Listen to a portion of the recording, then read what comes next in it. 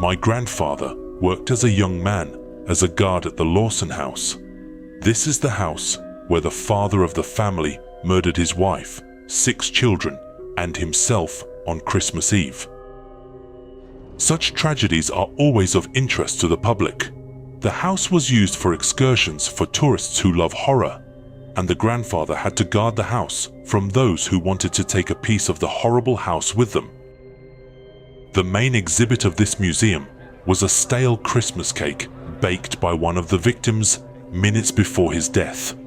Tourists would often ask my grandfather about the ghosts, lost souls, and paranormal phenomena that they thought must happen in houses like this.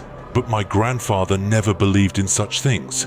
He was convinced that all the talk about ghosts was nonsense.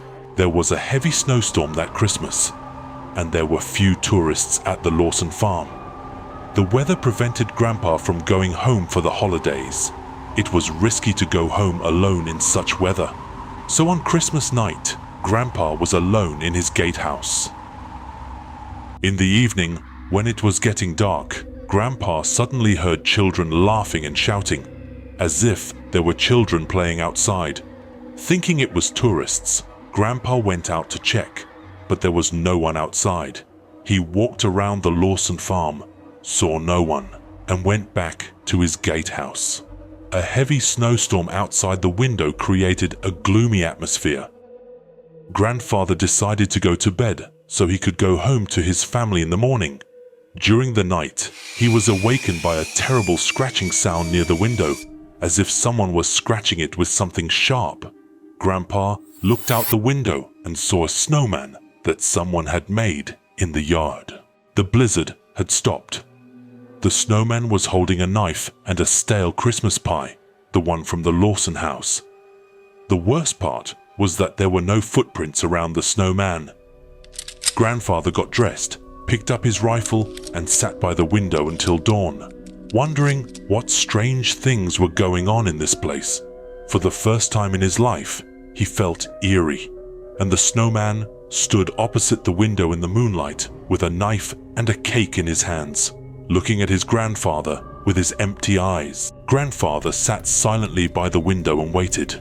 He could feel the evil of the Lawson house creeping through every crevice of his cabin. Even though the furnace was working, the coal began to seep into the house. Then whispers came from the walls. "Where are our presents? Where are our presents?" The walls whispered. Worst of all, bloody palm prints began to appear on the window where Grandfather kept his eyes.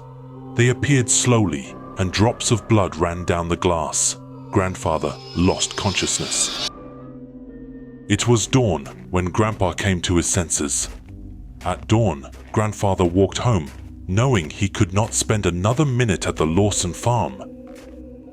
He walked past the tree where Lawson's father had committed suicide after killing his family. Grandfather had seen footprints around the tree, just like the Christmas when Charles Lawson had walked in circles around the same tree before dying and shooting himself. Join us next time as we unravel more mysteries from around the world. Remember to like and subscribe, and until then, stay curious.